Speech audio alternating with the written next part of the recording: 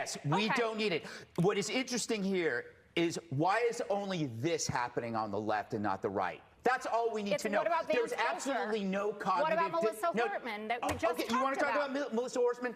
Did you know her name before it happened? None of us did. None of us were spending every single day talking about Mrs. Hortman. I never heard of her until after she died. She doesn't matter?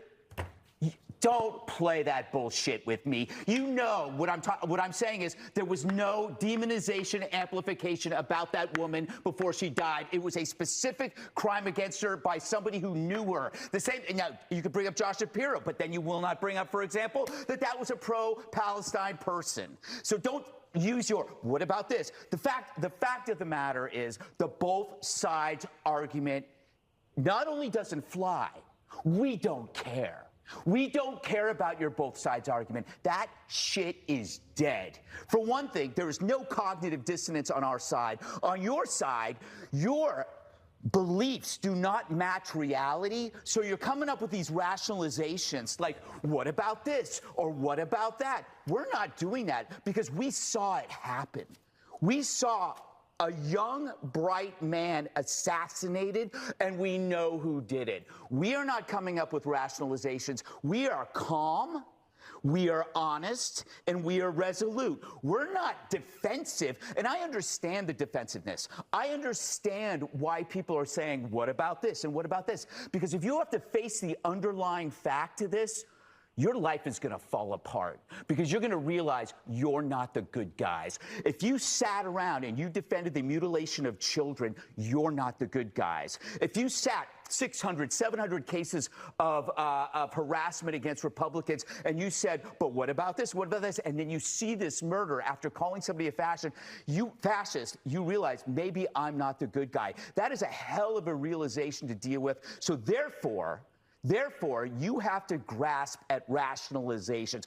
You don't have to do that, Jessica. They do. I don't believe you're part of that group, but why the hell do you have to mimic and echo that crap to us? He was a patsy.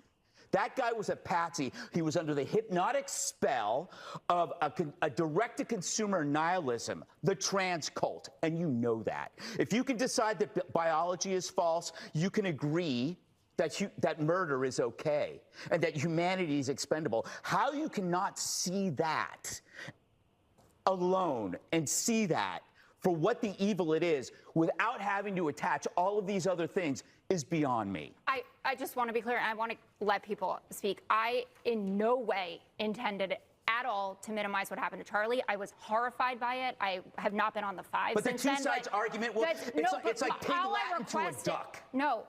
All that I was saying is could we have all of the information before you just say they did this? Because that is a broad brush to paint with this. And this kid Let's have a conversation. No. Charlie had a conversation. He got shot.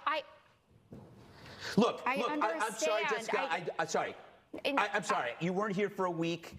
You came in here and it's cold. And I'm sorry, but this is a story that is immune to news cycles. It's immune to rationalizations. It's immune to bias. This thing is with us for good. And we all have to deal with that.